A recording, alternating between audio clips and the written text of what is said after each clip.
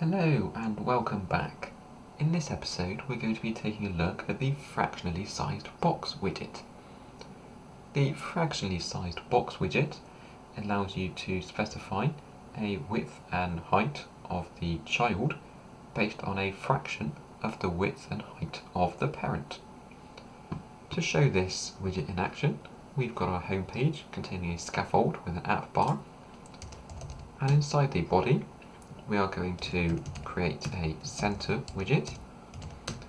That center widget is going to contain a container, and this container is going to be red in color with a fixed width of 100 and a fixed height of 100. This container is going to contain another container inside it, and this container is going to be green in colour. You'll notice how we have the green container here taking up the full width and height of the red container, 100 by 100, and they're both centrally aligned horizontally and vertically in the scaffold body. Now what we're going to do is wrap this nested container inside a fractionally sized box widget. You'll notice the fractionally sized box allows you to specify an alignment alongside a width factor and a height factor.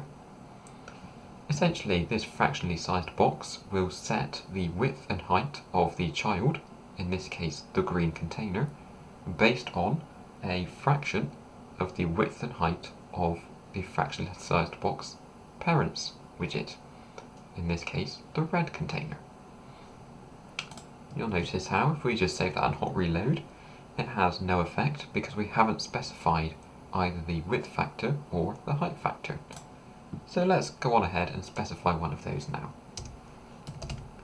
We'll start off with the width factor, and we'll set this to 1, which again has the same effect as what we just saw by not specifying the width factor, because essentially the width of the container is set to the width of the parent container, 100, times the width factor of 1, which means that the green container will have a width of 100 times 1, which is 100.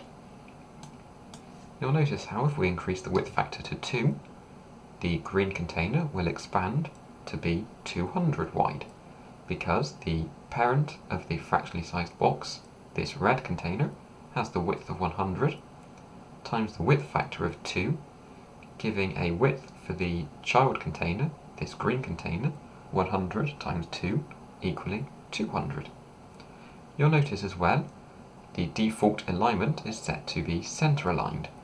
You'll see there how the green container is still center aligned inside the fractionally sized box.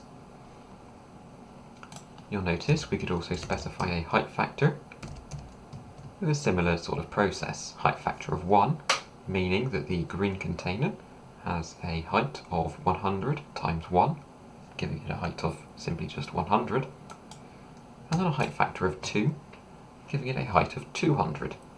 The height of the red container, 100, times the height factor of the fractionally sized box, 2, giving the green container a height of 100 times 2, i.e. 200. These also take values between 0 and 1 if you want to shrink the width and height. For example, specifying a width and height of 0.5 means that the green container has a width of 50, 100 times 0.5 giving us 50, and it then has a height again of 50.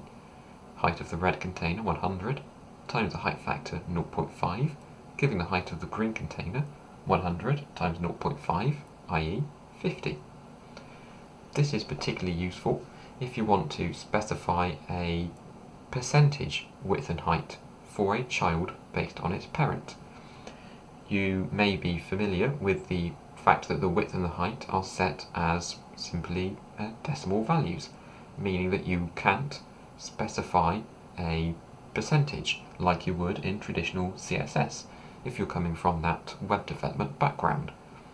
However, the fractionally sized box allows you to do just that, by specifying a width and height factor of 0.5 in this case, the green child container will take up 50% of the width and 50% of the height of the parent, which is this red container. Last but not least, we'll take a look at the alignment property. As you noticed, by default, the alignment is set to be centered, meaning that the green container is centrally aligned inside the red container. You'll notice, however, there are a number of other alignment options available to you. For example, we could specify an alignment of top left, meaning that the fractionally sized box becomes aligned to the top left of its parent, the red container. This means that the child of that fractionally sized box, the green container, moves to the top left corner of the red container. Likewise, you could specify a custom alignment using a hard-coded X and Y inside the default alignment constructor.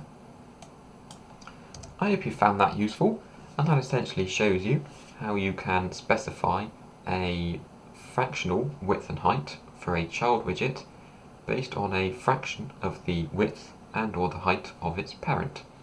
Much the same as if you were to use a percentage width and or height value in CSS coming from that traditional web development background.